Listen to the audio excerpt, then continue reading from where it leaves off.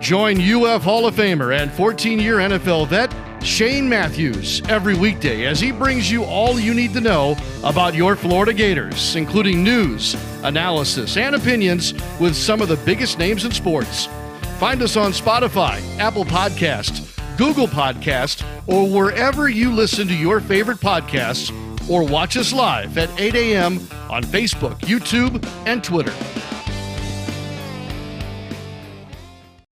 Good morning. Welcome to a Tuesday edition of the program, Pot Up with Matthews in the Morning from the Crime Prevention Security System Studios, large enough to serve you, small enough to carry. Got a great show lineup today. We always have Buddy Martin from the Buddy Martin Show. And then we'll have Ben Chase, Florida grad, who is trying to do 60 or 70 games in a year. Dude is driving all over America, and he'll be joining us about 8:25. Get your questions for him. Good morning, buddy. How are you? Good morning, Shane. I'd like to be able to do what he's doing. Just take off and go watch football. That's an It sounds story. exhausting to me because he does. He's in a car, buddy, driving from like Orlando to San Francisco, back to Michigan. Sounds terrible. So, well, I mean, to you, how old is Ben? Well, he graduated from Florida, I think, in 2014. Okay, and then he graduated law school in 2017 from George Washington. So, well, he's making some of his life, even though he is a lawyer. Just kidding, folks. I have lawyer friends. Before we get started, I got a text here on the Titan More text line. I want to respond to it. It's from a guy named David. He says, Shane, sometimes it's important to admit you are wrong. We all make mistakes. Your review of the time frames of the last couple of minutes of the half were off. Admit it. Take a look at the tape. Well, first of all, I don't have time to look at the tape. I'm going by memory. He says, what actually having mistakes happen, this was by our coaching staff, but it is okay if we fix it. Unacceptable if we don't, at least try to fix it. So he says we got the ball with about 2 minutes left. We complete a couple of passes. But what he doesn't understand is the coach is scared to call pass plays, okay, in that type of situation. That's what people felt. You do not have Tom Brady. You do not have Danny Werfel and Rex Grossman running your offense. So he is scared to call pass plays. Secondly, the ball was short on a 4th and 1. He says that we do not call a timeout to challenge the spot. The replay sure looks like a first down, but we let the clock run down to 1 second because the coach is smart, buddy. Because if not you, buddy, him as a buddy, because if you call timeout with 10 or 12 seconds left to challenge a spot, it's 4th and 1, you go for it. You don't get it. You give the ball back to the opponent right there near midfield. Okay. Secondly, he says we don't attempt the 60-yard field goal, but we throw a poor Hail Mary off the field of play. Okay. Again, he's wrong. We did attempt a Hail Mary, but you know what? LSU did what Coach Spurrier says do on every Hail Mary that majority of the teams don't. They rushed more than you can block, okay? So you cannot get off a throw to the end zone. So I have zero problem, David, admitting when I'm wrong. I have zero problem with what Billy Napier did there because of our passing game and because of giving the ball back to the opponent. Okay, there's my 2 cents. And David believes in something else. That's fine. That's perfectly fine. I'm going by all my years of being on the sideline and being in meetings and knowing your personnel, what to do. Because, like I said, we don't have a 2-minute offense run by Danny Werfel on that team. All right. How you doing, buddy? You want me to respond to that? No, you don't really.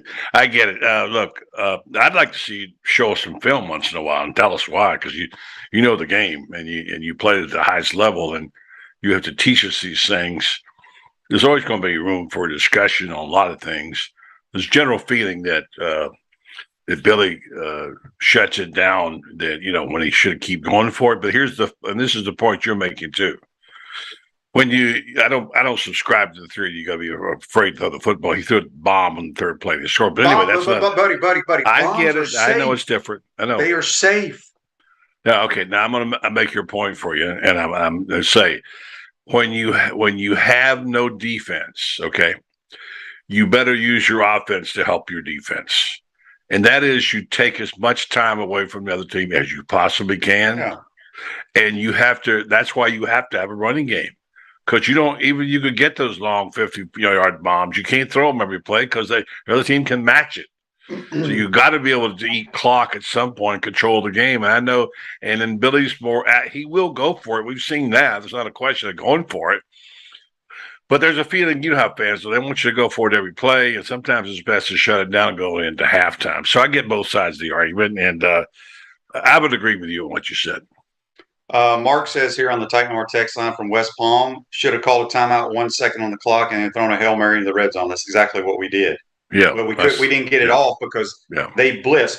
What people don't understand is I would say 95% of defensive coordinators rush 3 in a Hail Mary situation. Mm-hmm. And that allows the quarterback to run around and have time to launch it deep.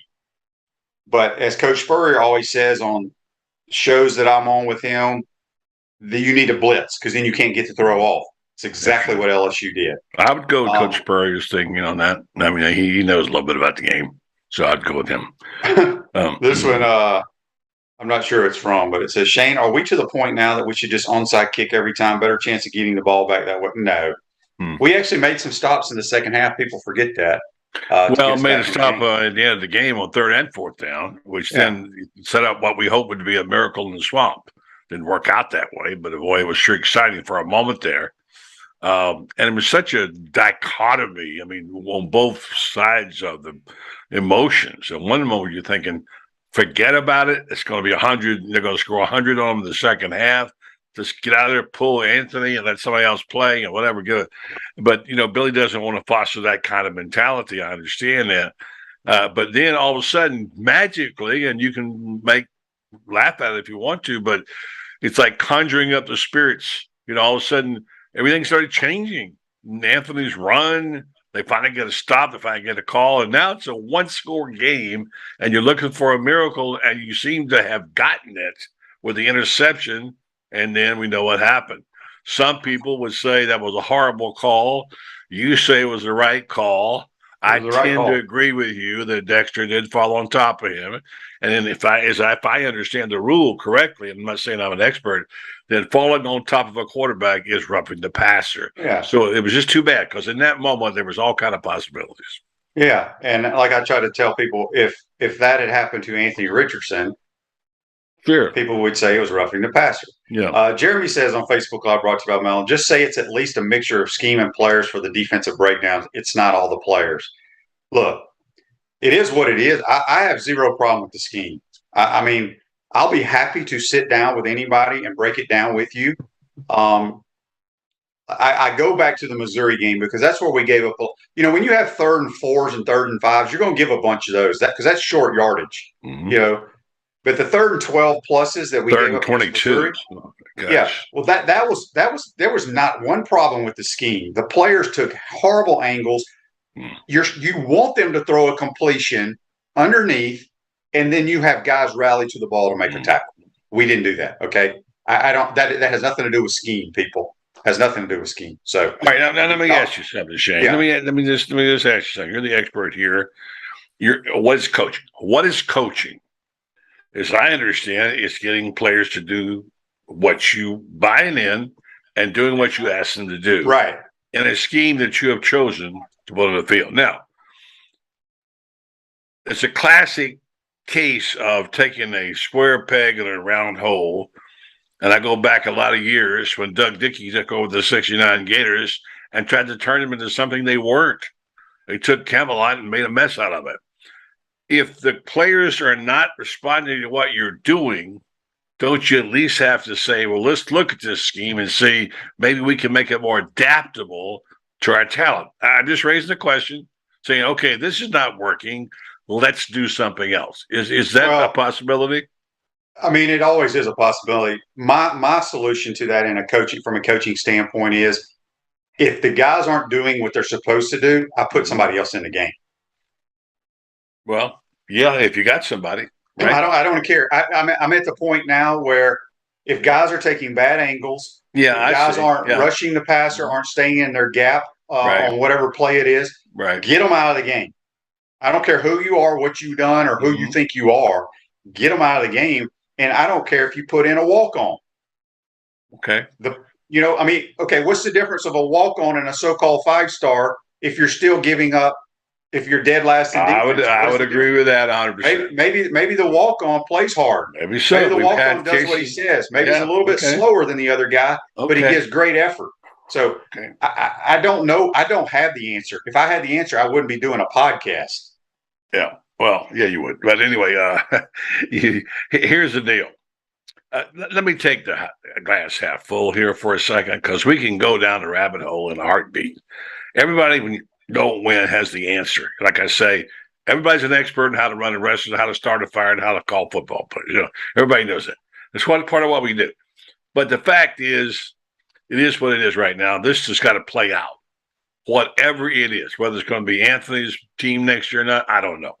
But right now, take what you have, which is a rest. They need it badly right now, and say, let's look at the overall picture of college football right now, and look what has happened. I mean, nobody can stop anybody.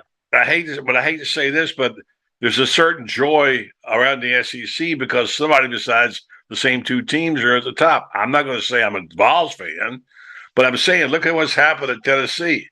I mean, this is good for football to have a team like Tennessee back now. But are they built to last? That's the question now.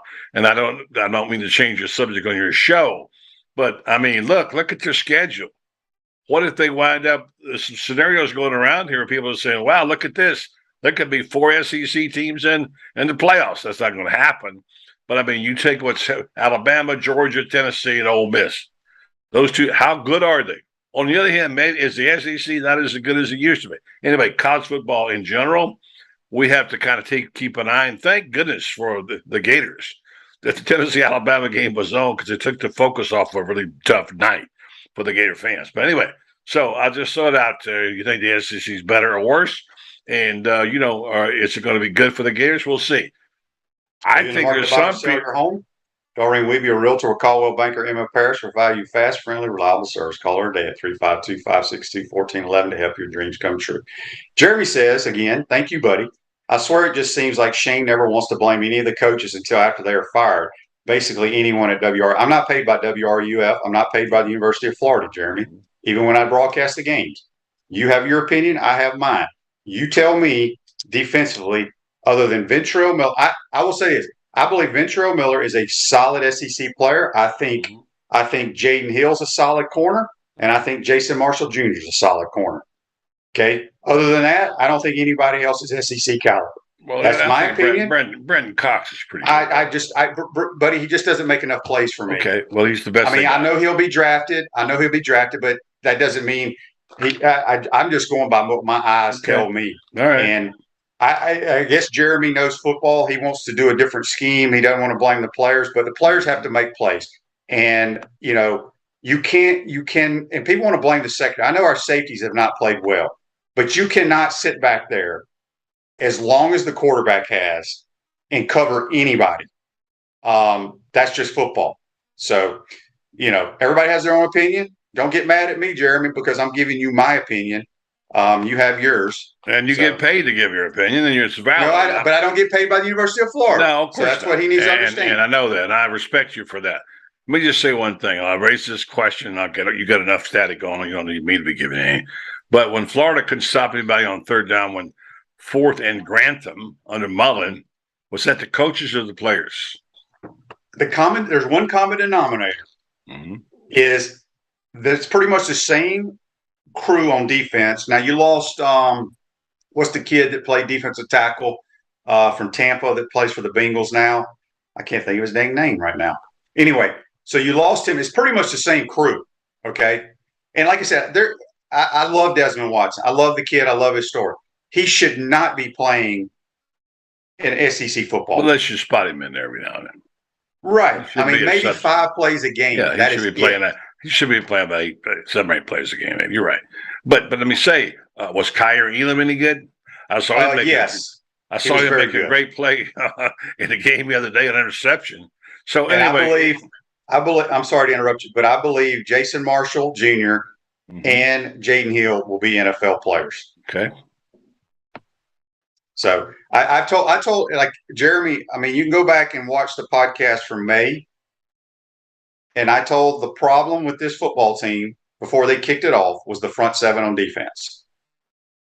So anyway, and I'm not trying to pick on him. I'm just Shane, saying, you're negative. You're negative, Shane. I'm not negative. That's what they. I try to be realistic as That's possible. my point from last night's show. On my show, they said, "Buddy, you're just too negative. You're too negative, right?" Yeah. Yeah, So, Zach Carter. I apologize. It was Zach Carter, which he was a good, solid player. All He's in the league now. But it's just like I saw an interview with Charles Barkley, and he was talking about how Dr. J told him when you get into your TV career, you better call it as it is, or you will lose credibility. Mm-hmm. So that kind of resonated with me. Sure, I can't sit here and sugarcoat it. We do one good thing on our football team, and that's run the football. We're very average or below average throwing it, and we're not very good at anything on defense. But we all said 7 wins would be a miracle. we did. I didn't say miracle. I said it'd be a really good season. 8 wins would be a great season. And by the way, it's okay if they get to 7 and go to Las Vegas Bowl, whatever, and rebuild for next year and decide who their quarterback is. And I just want to say it's very difficult for, like I wrote in my column on Gator Bait, Billy's got some kind of 5-year plan, and I'm sure he's got a good one because he's done a great job of putting the program together. But the fans got a 1-year calendar. They want it now. That's just the nature of this piece, Shane. You know how that is. You play, you know what it is. So it's going to be strap it on because the next couple of weeks are going to be tough, and Gator fans are going to have to swallow some bitter pills. I hate to think what Georgia might do to them, and then what are you going to do? Who you're playing for? What are you playing for? And will this class hold together? You think it will? Maybe it will. I have 0 issues with recruiting. I think we'll end up being a top 5. Right, well, we'll see. So we'll see what happens. But the sentiment can change in a hurry, especially with that rat poison called social media. Yeah, which it is. But they have pulse on everything in that building, and I just I've had people ask me, should we go playing the young players? It's hard in college football. It's not like the National Football League. So, in the NFL, I was on multiple teams where they drafted a quarterback in the first round. Once you're out of the playoff hunt or whatever, they start inserting that guy. Mm-hmm. Do the veterans like it? No, because they know you now probably have no chance of winning games, but they know it's a business. You can't do that at the college level, though. That's the problem.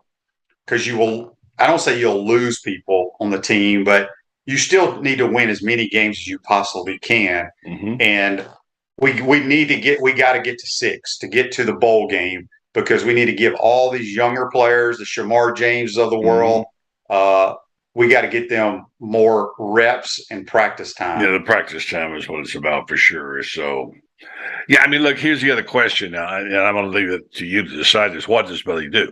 What does he do? Does he start playing Kitna? What does he do? And then the other thing is it time for him to do something drastic? I go back to the Urban year.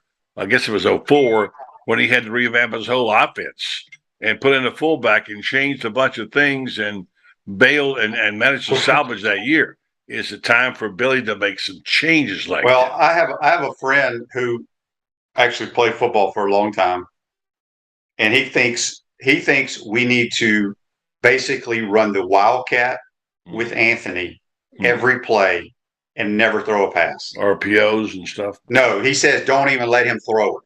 He says just run the ball every down with him and our running backs. And he knows football. I don't agree with that because you got to throw it some. You got to throw it some. Yeah. But you're right. You gave me a question last night, buddy. I didn't know how to answer. About how did you phrase it about Anthony last night? Well, I mean, I said there's 2 schools of thought about Anthony.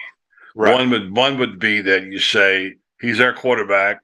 We're going to put together an NIL deal if we can for him, pay him enough money to buy a big fat insurance policy for next year, come back and get better and help us try to win an SEC championship with the more receivers they got coming in, so on and so forth. Or you say, you know what, let's cut our losses. Let's start playing another quarterback here and to kind of phase Anthony out and say, okay, time for Anthony to go to the NFL and do well. Wish him the best, let him get his money and go. There's 2 schools of thought on that. Which one do you take?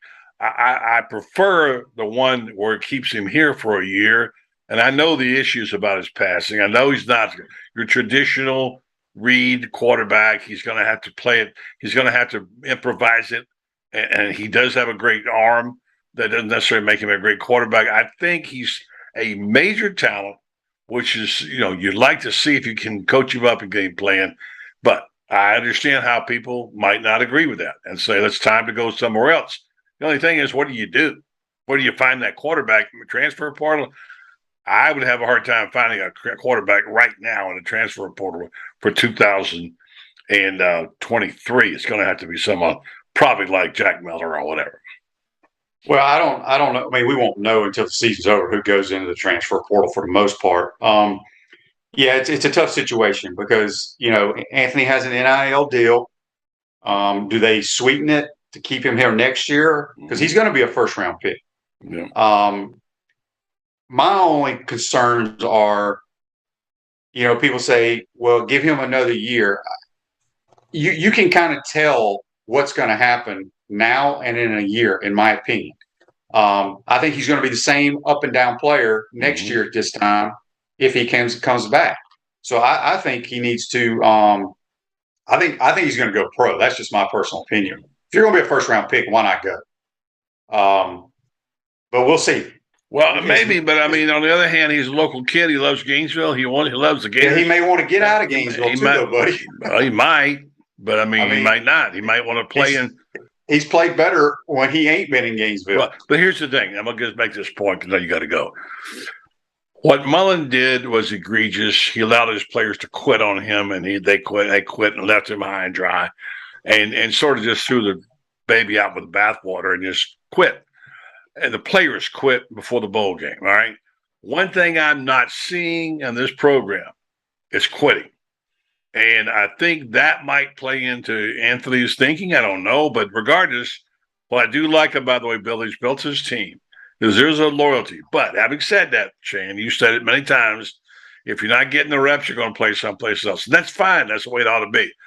I just like the fact that this team is really built. This has a higher character. I'm sorry it is. And I think they're going to fight, and they're going to. And listen, they fought that game. That game could have been 100-0 in the second half. The way they came back and fought, and Anthony was part of that, by the way. I like that fighting spirit. I think Gator fans do too.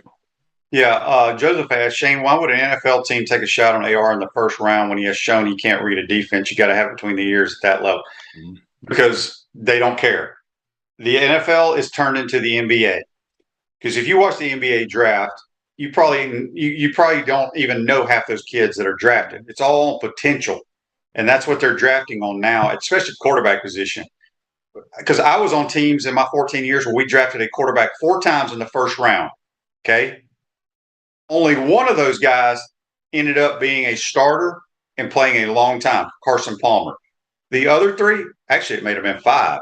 The other guys didn't last 4 years in the league. They were out of the league in 4 years as a first-round quarterback. So it's a crapshoot. But he's got all that raw ability, potential, however you want to phrase it, that those guys think they can make you a quarterback. Yeah. Shane, I'm going to give you a definition. I know you got to go. I'm going to give you the definition. Years ago, there was the Atlanta Falcons guy, played center for 15 years. I don't remember who it was. But he had a great phrase, and I've used it 100 times in my lifetime. This has been 40 years ago. He said, potential is a French word that means you ain't worth a damn yet. Get it? Well, potential is a French word that means you ain't worth a damn yet. Okay? Which that's what you're saying. We'll see. You can't build your whole program around potential short term. You can long term. We'll see whether Anthony's going to be short or long. I'm rooting for the kid. You know, you are too. You've seen more than anybody. You coached against him. You saw him play in high school, etc. And it's going to be interesting to see if there's enough on the plate there to hold the Gator fan base together. Remember, the Bulldogs are coming, and it ain't going to be pretty. No, it's not. It's going to be. It is what it is. And like I said, we just need to get to 6 or 7 wins. And I mean, like I told you, I think Utah games just skewed everybody the wrong way. But, buddy, who you got on the program tonight? David Whitley and Lauren Meadows is going to be on, and also a couple other dudes are going to join us to talk about it. And Lauren Meadows has got his trivia question from Steve Spurrier's Gridiron Grill tonight. And we're going to ask the question that our friend David Moulton asked, can you have a great sports night without football? Hard to Yeah. believe it's halfway over right now. Yeah. You know, the NBA starts tonight, believe it or not. It's crazy. NHL's already started. Yeah. You got Major League Baseball. You got 2 games today. Rained out last night. Yeah. Yankees try to survive. So you got some good stuff today. Yeah. All right, buddy. We're going to go talk to Ben Chase. Do you know about Ben Chase? I do. Tell me again about it. I love what he's doing, and I want to know his favorite places he went and favorite scenes. And I think he was in the Rockies recently. So, yeah, that's a good thing he's doing there. I really like that a lot. Something for Shane, you got to do that. You got to take off and go around see football for a year. All right, Jason. Let's take. I lost, but I'm out. We'll come back. We'll be joined by Ben Chase. Can you hear me, Jason? Says my internet is okay. Cause my internet's screwing up. Okay. All right. Cool. We want to take this moment to thank all our sponsors who keep the show going and pay the bills. Our premium sponsors are Crime Prevention Security Systems, large enough to serve you, small enough to care. Titan MRI, Gainesville's only locally owned and operated MRI facility. Meldon Law, the only official law firm partner of the Florida Gators. Peachland Dental, Gator Nation's first choice for dentistry in Port Charlotte. Comfort Temp, comfort is our business, peace of mind is our promise. QC Kinetics, live pain-free with QC Kinetics. Our Gridiron sponsors are Auto ER, UF Bookstores, Celebration Point Town Center, Chris Doring Mortgage, Silverback Concrete Co., Ruse Ogra State Farm Insurance, Doreen Wiebe Realtor Caldwell Banker MM Parish. Our touchdown sponsors are Campus USA Credit Union, Adams Rib Company, Gator Dominoes, Celebrate Primary Care, Gator Bait Media, Okido America, Style Cuts, Ironwood Golf Course, Big Mills Cheesesteaks, MB Listing, McDonald's of Gainesville, 84 Lumber, Tropical Smoothie Cafe, Avra and Smith, Dowling Signs, Baker's Sporting Goods, Silver Cube Billiards and Sports Bar. If you are interested in promoting your business on the show, visit potupwithshane.com and click the advertise button. Again, thank you to all the great businesses that support the show. If you like what we are doing here, make sure you follow us and support the businesses that support us. Pro football legend Emmitt Smith understands your joint pain. It does not surprise me that there are a ton of people out there that's in pain. That's why Emmitt is such a proponent of QC Kinetics, offering real lasting joint pain relief with non-surgical, all-natural biologic treatments. Whether it's a joint pain, ankle pain, shoulder pain, neck pain, back pain, hip pain, any kind of pain, the body eventually will break down when it's under that much stress. That stress can cloud your judgment to the point that you'll just say yes to the scalpel or yes to another prescription of pain pills. But maybe it's time for a second opinion from QC Kinetics. The reason why I would recommend this is because the natural biologics that QC Kinetics is providing you gives your body a chance to naturally heal itself. Restorative, regenerative solutions are here. Get lasting relief and live your life. Call QC Kinetics 352-400-4550. That's 352-400-4550. QC Kinetics 352-400-4550.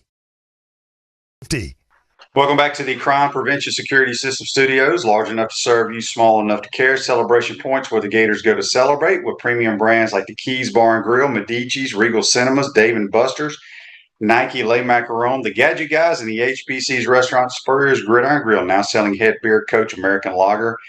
You can get it at Spurrier's, Visors, and Ben Hill Griffin Stadium. We'll see you at Celebration Point, where the Gators go to celebrate.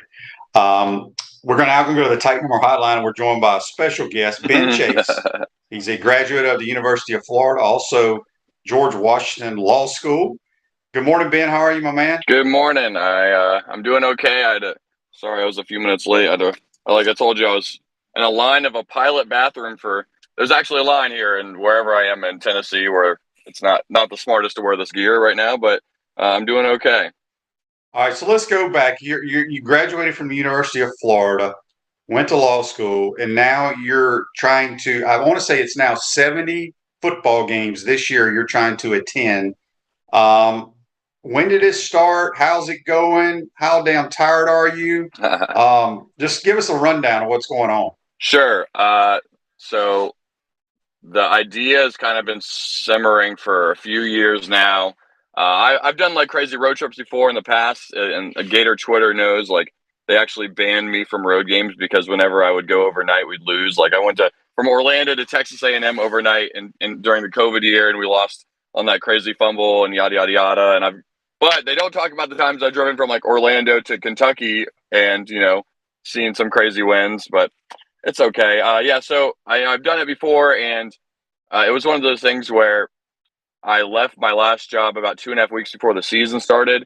And in the past, I've had friends send me these like college football Reddit roadmaps, and they go, "You got to do this, you got to do this, you got to do this." So I kind of just sat down and I said, "Well, if I'm going to do it, like, is there like some kind of like tangible goal, to do it?" And I saw there was two brothers in 2016 that did a road trip for 50 games, and I said, "Okay, 50 is cool." And I like pulled up the schedule, and I did it within like I don't know a day or two. And I saw that I could get to 62. I got 62 on my outline, but because of like car stuff and, changes in games, I was like, all right, let's just chase 60, which is 10 more than the record.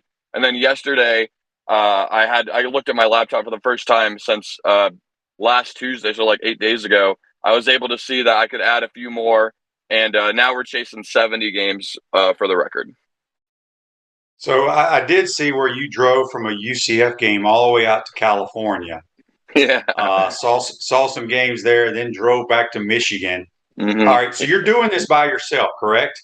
Well, I mean, I'm driving all by myself, but like, there's people that have supported me with tickets and just like sending me Venmos and buying me drinks. So, but yeah, all the driving physically, it's just me and Betty White. That's the name of my band. Betty White, that's hilarious. All right, so have you got a speeding ticket yet? No, I have not got a speeding ticket. I was pulled over on the way from Tucson to Huntington.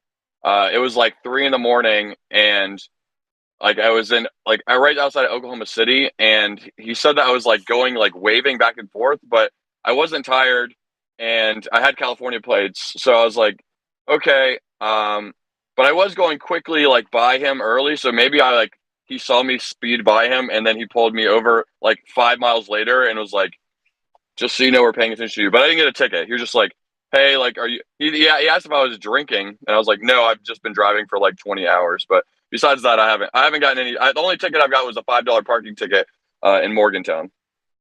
We got a question on Facebook Live here brought to you by Melton Law. Andy asks, Ben, other than Gainesville, who does tailgating the best amongst the venues you have visited so far? Ooh, who has done tailgate? I was invited to this event at Texas, the Hornball, and it's like it's like the fanciest like private tailgate you can go to. It's like $50-$60, but they have shot girls, they have a ice luge. That's a really fun one. They have private bachelor party areas.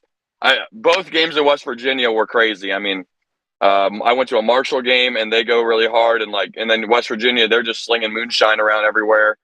At a Charlotte game, I was partying at an ambulance. There's a lot of fun spots. Like it's all a blur, and like when I have to like sit down and kind of soak it all in. But those are some of the four big ones.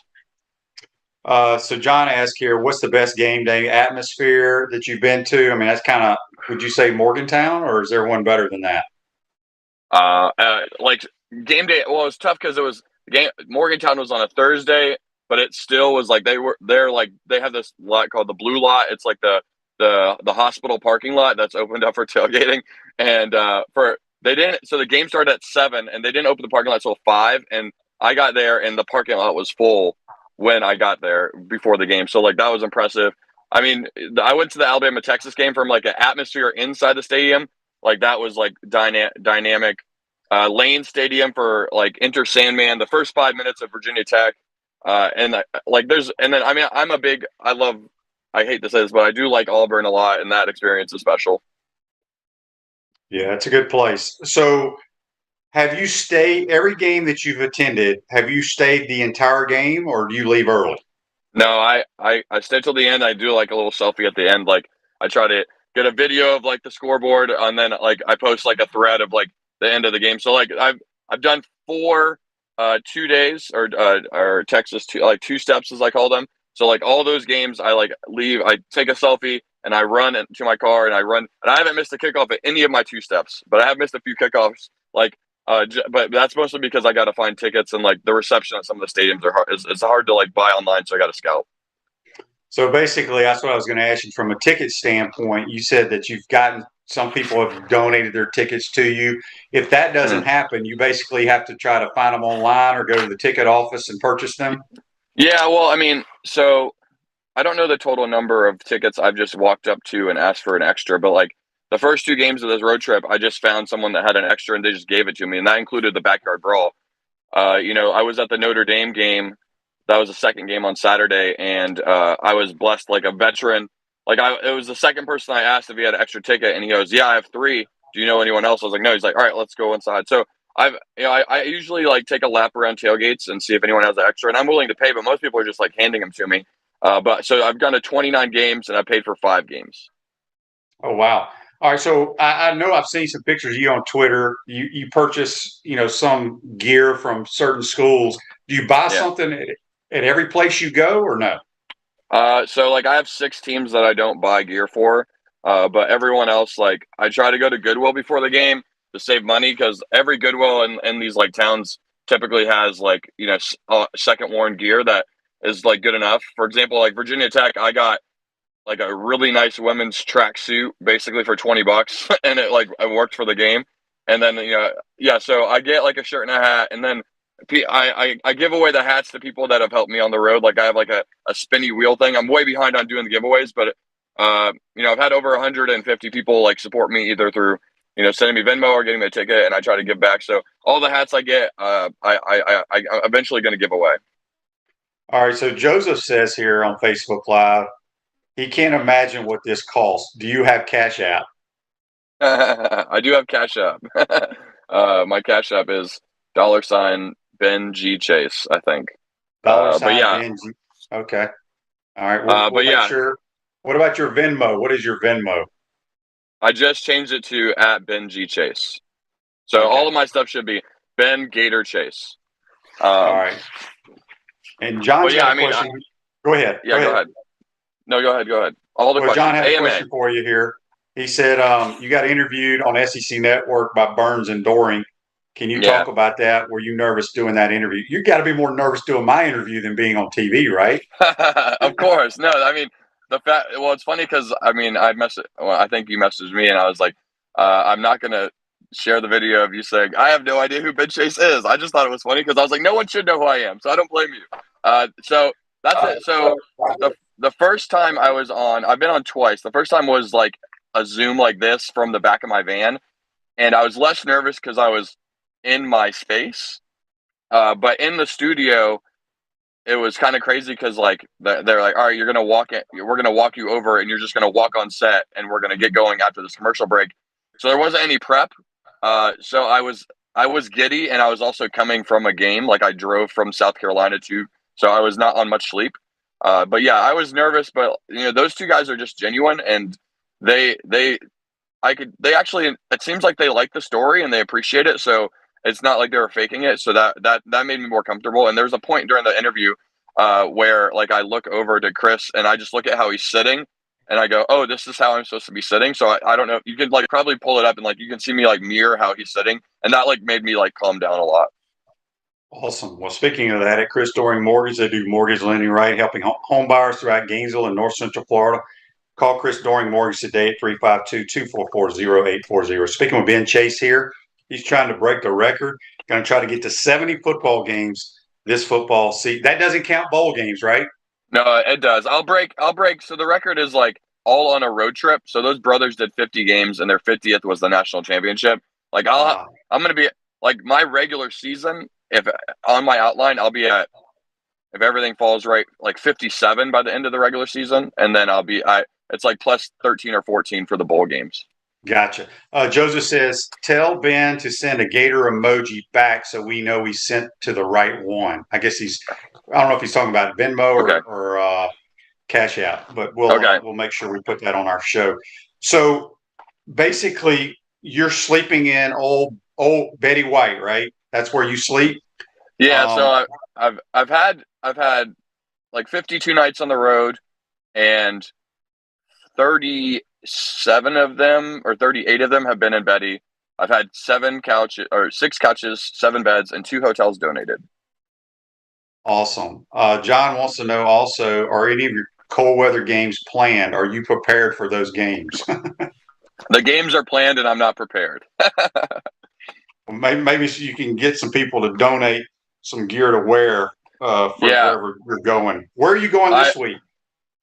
I'm on my way to Boone, North Carolina for App State. So I go App State, and then I originally was going to go to Georgia Tech App State. Sorry. I was supposed to go to Georgia Tech on Thursday, but I already went to Georgia Tech, so I'm going to a smaller school called Shorter University, and then Western Kentucky on Friday, where Shaq is apparently DJing. And then I'll go to another smaller school, St. Francis in Pennsylvania, and then Penn State Whiteout. So it's a pretty dynamic week this week. And then I have a wedding on Sunday in DC, so this is a wedding week. Wow. So let me ask you this. Obviously going out to California, I'm not sure how many games you saw out there, but that's got to be very difficult because east of the Mississippi, you can get to a bunch of different games, regardless of how big the games are or what have you. But everything is so spread out in the Pac-12. How many games did you do out there? So I did San Jose, UCLA, and San Diego State. So 3 in 2 days. But no, that's a good point. And it's also hard because I have 3 weddings this fall. They're all on Sundays, which is a blessing, but they're all on the East Coast. So even if I wanted to go out west for multiple weeks, I have to go, and they're all like spaced out like 3 weeks and then 4 weeks. So it's like I have to drive there, get in a week, drive back, do a wedding, back and forth. So I do have one more week on the West Coast. That's next week, and I'll be hitting up Pullman, BYU, Arizona, and I don't think I'm going to get an extra game on Saturday just because there's no games close to Tucson. But I actually live in Tucson, so I'll be sleeping in my bed for the second time on this trip. But besides that, like you said, it's hard on the West Coast. Ideally, I'd have a more economical route, but because of the weddings, I'm not complaining about the weddings.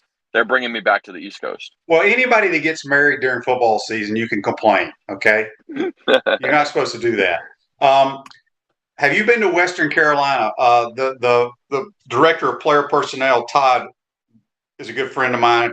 Kerwin Bell's the head coach. So if you want to go to Western Carolina, we can take good care of you there. That's near Boone now. I've not been to Western Carolina. I'll have to look and see what I assume they're probably all their games are on Saturdays, so it'd have to really line up to like there has to be a Saturday game that like the kickoff has to match up. So ideally like a noon game, and then I have like a 7 o'clock game close by, or vice versa. So I'll have to look at their schedule. Go ahead. If you do, let me know. Text me, and we'll get that trip taken care of for you. That'd be awesome, man. John wants to know, Ben, how different was the UCLA game compared to an SEC game? It was hot, which is it was surprisingly hot. It was the second hottest game of the trip so far, actually. But as far as like the atmosphere goes, the tailgating outside, it was a very it's all on a golf course. I didn't know this. Right. Like everyone parks on a golf course and you tailgate on the golf course, and like the vibes outside were fun. I did see a FSU chair outside. I was a fan of that. Inside, the first half, the student section was like packed, but at halftime, this is not a joke. Like 85% of the student section just left. And usually during halftime, I take a lap to kind of take in the vibes, and I hear that like a bunch of students like, yeah, we're going to the buses. Like that's what they said. But what was cool was when I went back to my seat, and when I say my seat, I just kind of roam. There was 6 Gators at the game, like at the UCLA game, celebrating someone's birthday. So it was cool seeing them. The atmosphere, but the alumni side, it was hot. The alumni side under the shade was full, but like everything else in the sun, like they kind of just went their own way. Gary wants to know on Facebook Live, brought to you by Mellon Law, where do you park to sleep in the van? So it's a few different places. Like it's either a Pilot, like a gas station that even though the signs say like 2-hour maximum, you can usually get away with a little longer. I actually do enjoy, not enjoy, but one place that doesn't bother you is just like hotel parking lots, because there's a lot of cars and it's dark, and I actually prefer to sleep under a light in the parking lot, and then Walmart parking lots as well. So those are mostly the main 3. And we got a text on the Titan Mart text line from Jerry. Jerry says, Ben, when you're done with this long road trip, will you be practicing law? Is he hiring? I don't know if he's. I don't know. I don't even know what my plan is for next week. Like, people like, what's your next schedule? Like, I think it's like 84 days left until the national championship. And, I'm just going to soak this in. I'm going to go back. My lease is up in Tucson in February. So I'll have like a month to just not live in a van and kind of figure out what to do next. But I don't know. Like, before this, I was working in NIL. So I wasn't actually using my degree. I did 9 months of NIL consulting. And, I was hoping to find an opportunity in Gainesville, but maybe we'll see. I don't know. Yeah, you might. You never know. John's got another question. He obviously follows your story because he said, can you talk about on your way to Pittsburgh and the van having trouble? What was that like? Yeah. Oh, my gosh. So, yeah. So game 1 was in New Mexico, and then I went back to Tucson. Then I started to head east, and game 2 was the backyard brawl. And I got to Pittsburgh, and like it's very like hilly, and I just got this van, not for this trip, but in April of this year. It had like 73,000 miles on it. And I was like, okay, it should be fine. But when I got there, it just was like, it wasn't driving well, and I get pretty intimate with my cars. Like, my last car, I drove 193,000 miles in 6 years, so I kind of know when my car is right or wrong. And I got there was a hill, and I got to a stop sign, and I just tapped on the gas, and the RPMs went up over 5, and I was like, oh, this is bad. So that night I got there, I was like, I need to go. Like, it could have like screwed the whole trip up. Like, I recorded it, and I was like, I got very, very like real about it. It's my second YouTube video on the series that I'm not doing anymore because I'm too busy. So I woke up at 7 a.m. and went to this dealership, and I was like, whatever my van needs, please fix it. I think it's something wrong with the transmission. And, 7 or 8 hours later, $1,100 later, they were like, yeah, like, the transmission, like nothing is damaged, but there's like all that we got to just clean it out. And I was like, okay, just do whatever. I don't really care at this point. So that was a scary moment. And like, I appreciate that. That's a good question, because that's like, it's crazy to think that was like 6 weeks ago, and I was at that was a very dark point, because I was like, I announced this trip, and all these people are following me, and I've only been to one game, and my van is going to F me up on the first trip. But so it was wild. All right. So let everybody know how they can follow your journey. Is it YouTube the best way, or Twitter? Or what? So Twitter and Instagram. I've been vlogging every game, but I don't have time to edit the videos because I'm driving and going to games and doing interviews. And like, so I think in February, I'm going to go back and dump all these cool videos online. But right now, like, I do like micro vlogging on Twitter, which is like, I'll have a tweet thread, and then I'll do like a video that's like a minute, basically what the beginning of a YouTube video would be. And then on Instagram as well. And it's both at Ben G Chase. At Ben G Chase. And also, give us those, and we're going to put them on here. Your Venmo and your Cash App, or any way else people can send you money. I have on my Twitter, there's a Linktree link if you want to look at that too. But yeah, they're all the handles for any social and financial. It should be at Benji Chase or $sign Benji Chase. And if you have any, I never ask for money, but I'm very grateful of it. Like, even if someone if someone calls me at 3 a.m. or messages me at 3 a.m. because they know I'm driving, like, those mean a lot too. Like, so like, don't think you have to support me financially. Even if it's just like a, hey, like, how you doing? Like, those go a long way. Good stuff as always, buddy. Be safe on this trip, and we're going to keep following it. And thank you. Sounds like a good time, but be safe, my man. Appreciate it, guys. Thank you guys for having me. I seriously appreciate it, and go Gators. Yep, that's Ben Chase. Join us on the Titan Tomorrow Hotline. We're going to take our final time out, come back, wrap up this Tuesday edition. We want to take this moment to thank all our sponsors who keep the show going and pay the bills. Our premium sponsors are Crime Prevention Security Systems, large enough to serve you, small enough to care. Titan MRI, Gainesville's only locally owned and operated MRI facility. Meldon Law, the only official law firm partner of the Florida Gators. Peachland Dental, Gator Nation's first choice for dentistry in Port Charlotte. Comfort Temp, comfort is our business, peace of mind is our promise. QC Kinetics, live pain-free with QC Kinetics. Our gridiron sponsors are Auto ER, UF Bookstores, Celebration Point Town Center, Chris Doring Mortgage, Silverback Concrete Co., Ruse Ogra, State Farm Insurance. Doreen Wiebe, Realtor, Caldwell Banker, M.M. Parish. Our touchdown sponsors are Campus USA Credit Union, Adams Rib Company, Gator Dominoes, Celebrate Primary Care, Gator Bait Media, Okido America, Style Cuts, Ironwood Golf Course, Big Mills Cheesesteaks, MB Listing, McDonald's of Gainesville, 84 Lumber, Tropical Smoothie Cafe, Avra and Smith, Dowling Signs, Baker's Sporting Goods, Silver Cube Billiards and Sports Bar. If you are interested in promoting your business on the show, visit potupwithshane.com and click the Advertise button. Again, thank you to all the great businesses that support the show. If you like what we are doing here, make sure you follow us and support the businesses that support us. Welcome back to the Crime Prevention Security System Studios, large enough to serve you, small enough to care. Ruse Ogre State Farm Office is a team of dedicated insurance professionals ready to help life go right with the right insurance options for you and your family. Visit ogreinsurance.com. Give them a call, 352-240-1779. Let's get to this day in sports, which is brought to you by our good friends at Comfort Temp. Comfort is our business, peace of mind is our promise. Give Comfort Temp a call for your air conditioner and your heating issues, which you may need here pretty soon, 352-376-2366. This day in sports, in 1995, the NHL, the Winnipeg Jets sold their franchise and they were moved to become the Phoenix Coyotes. That's brought to you